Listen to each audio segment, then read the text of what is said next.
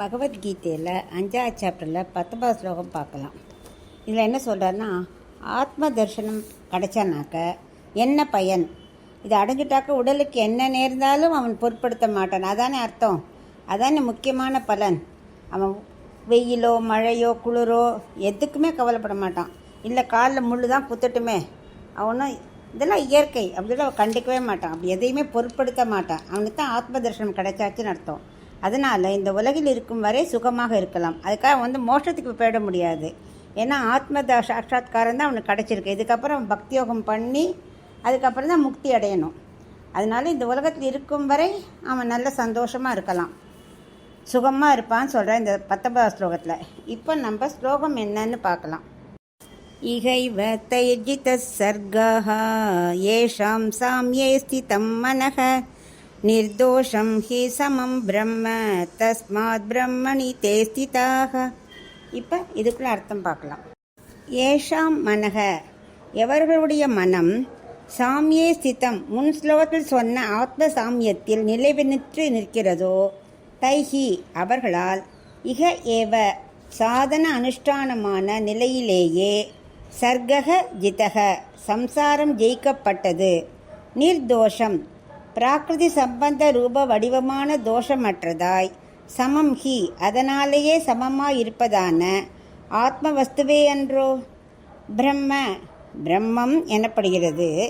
தஸ்மாத் ஆகையால், தே அவர்கள், பிரம்மணி பிரம்மத்தில் ஸ்திதாக நிலை நிற்பவர்களாவார்கள் அப்படின்னு கண்ணன் நன்னா புகழ்ந்து பாடுறார். இந்த ஸ்லோகத்தில் என்ன சொல்கிறார், யாரெல்லாம் ஆத்ம சாட்சா்காரத்தை அடைந்து விட்டார்களோ அவர்கள் சம்சாரத்தையே ஜெயித்து விட்டார்கள் அப்படின்னு சொல்கிறார். ஏன்னா சம்சாரம் எப்போதும் என்னது, ஏதாவது துன்பத்தையோ என்பதை மாற்றி மாற்றி கொடுத்துட்டே இருக்கும், எதுவுமே ஸ்திரம் கிடையாது. எவன் ஒருவன் ஆத்ம சாட்சா்காரத்தை அடைந்து விட்டானோ அவன் இந்த பூமியில் இருந்து கொண்டே இந்த நிலையில் இருந்து கொண்டு, இகைவங்கிறார், இந்த நிலையில்ங்கிறது இகைவ இருந்து கொண்டே சம்சாரத்தை ஜெயித்து விடுகிறான். சம்சார தாக்கம் இல்லாமலேயே ஜெயித்து விட்டார். ஏன்னா அவனுக்கு இனிமேல் சுகம் துக்கம் எதுவுமே கிடையாது, எல்லாம் சமமாக ஆத்மா மட்டும்தான் பார்க்குறான். அதனால நல்ல சந்தோஷமாக அந்த பூமியில் இருக்கான். சமம், அனைத்தும் சமங்கிற நிலை இருக்கு இல்லையா அவனுக்கு. ஆத்மா எல்லாம் எந்த உருவமாக இருந்தால் நான் எல்லாம் சமம்னு நினைக்கிறான் இல்லையா, அது இருக்கிறதோ அந்த நிலை வந்து விட்டதுனாக்க அவர்கள் இங்கேயே சம்சாரத்தை ஜெயித்து விட்டார்கள் என்று தான் அர்த்தம்.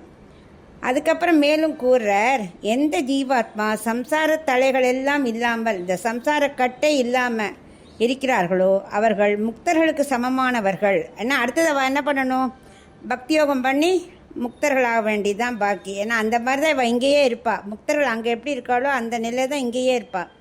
தோஷங்கள் அற்றவர்களாய் எல்லா ஆத்மாவும் சமம் என்று நினைப்பவர்கள் இல்லையா, அதனால தான் அவள் பிரம்மம் என்றே கூறலாம் அவர்களை. அது மாதிரி இருக்கனால அவளை பிரம்மம்னே சொல்லலாம். அவர்கள் பிரம்மத்தையே காண்கிறார்கள்.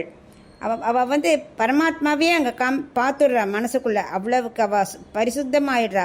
பிரம்மத்திற்கு நிகராக இருப்பதால் அவர்கள் பரமாத்மாவிற்கே சமம் என்று சொல்லலாம். அதுக்காக பரமாத்மா ஆயிட முடியாது, பரமாத்மாவிற்கு சமம் சொல்லலாம்.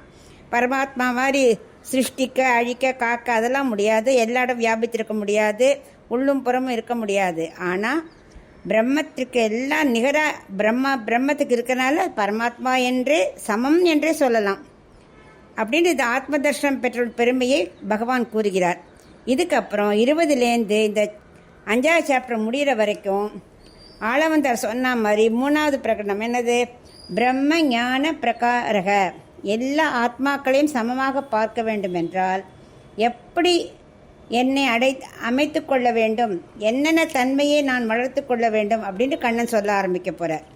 அதை நம்ம அடுத்த ஸ்லோகத்துலேருந்து பார்க்கலாம்.